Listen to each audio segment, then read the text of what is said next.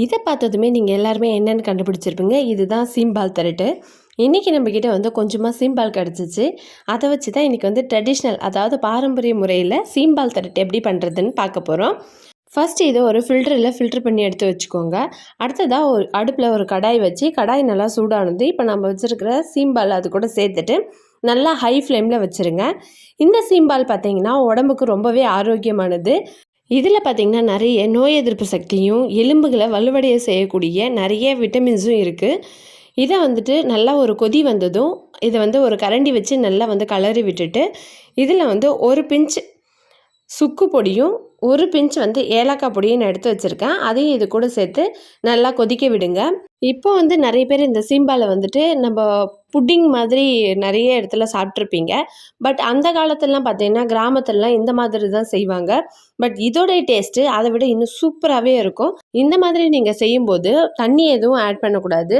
வெறும் சீம்பாலை மட்டும்தான் கொதிக்க விடணும். இங்கே பாருங்கள், இப்போ ஓரளவுக்கு வந்துட்டு தண்ணி நல்லா சுண்டி இருக்குது. இன்னும் நல்லா ட்ரை ஆகி வரணும். அது வரைக்கும் ஹை ஃப்ளேமில் வச்சுக்கோங்க. ஓரளவுக்கு தண்ணி சுண்டனதும் இதை வந்து மீடியம் ஃப்ளேமில் வச்சுட்டு நல்லா கலரி விட்டிங்கன்னா தண்ணி நல்லா சுண்டி இந்த மாதிரி வரும். பட் இன்னுமே இதில் கொஞ்சம் தண்ணி இருக்கிறதுனால நம்ம சிம்மில் போட்டுட்டு இதை நல்லா சுண்ட வச்சுருவோம். அதுக்காக ரொம்ப ட்ரையாகவும் விடக்கூடாது.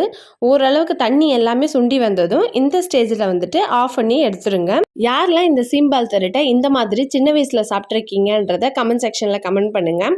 நீங்கள் வந்து உங்களுக்கு சீம்பால் கிடச்சிச்சின்னா மறக்காமல் இந்த மாதிரி மெத்தடில் ட்ரை பண்ணுங்கள். அவ்வளோதான், நம்மளுடைய சூப்பரான டேஸ்டியான சீம்பால் திரட்டு ரெடி ஆகிடுச்சு. நீங்கள் வந்து இதில் வெல்லம் இல்லை நாட்டு சக்கரை அது மாதிரி சேர்த்து சாப்பிட்லாம்.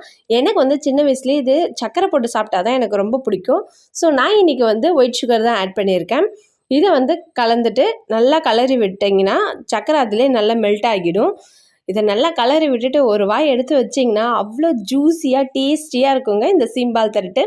மறக்காமல் நீங்களும் இந்த ரெசிபியை ட்ரை பண்ணி பார்த்துட்டு எப்படி இருந்துச்சுன்றதை கமெண்ட் செக்ஷனில் கமெண்ட் பண்ணுங்கள். இந்த வீடியோ உங்களுக்கு பிடிச்சிருந்துச்சுன்னா மறக்காமல் லைக் பண்ணுங்கள், உங்கள் ஃப்ரெண்ட்ஸ் அண்ட் ஃபேமிலிக்கு ஷேர் பண்ணுங்கள். கூடவே நம்ம சேனலை சப்ஸ்கிரைப் பண்ணுங்கள்.